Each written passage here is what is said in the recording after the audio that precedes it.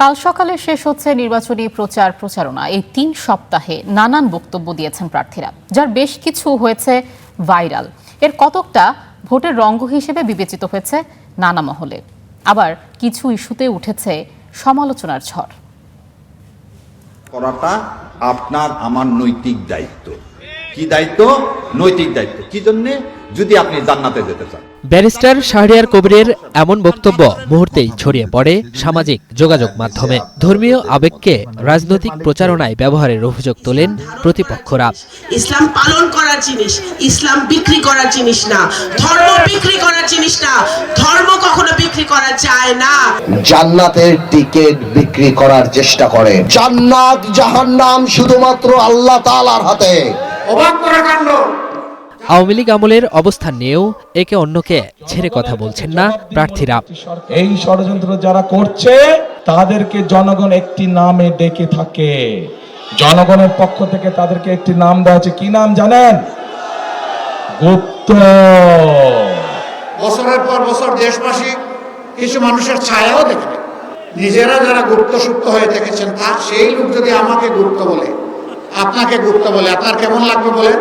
আমি এদেশের মানুষকে বিপদের মুখে ফেলে দিয়ে আমি পালিয়ে যাইনি। আমি ইচ্ছা করলে পালিয়ে যেতে পারতাম।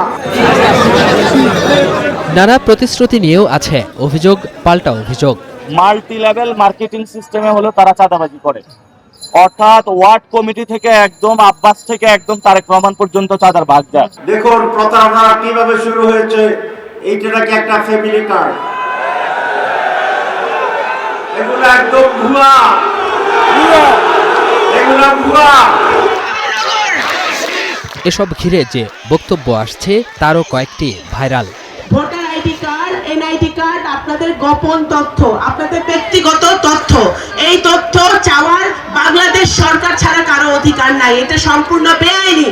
এটা যদি কেউ চায়, সেনাবাহিনী আছে, পুলিশ আছে, তাদেরকে খবর দিবেন। জামাতের নির্বাচনী কর্মীরা বাড়ি বাড়ি গিয়ে এনআইডির কপি, বিকাশ নম্বর, মোবাইল নম্বর সংগ্রহ করছে, যা ব্যক্তিগত গোপনীয়তা ভঙ্গ, ক্রিমিনাল অফেন্স।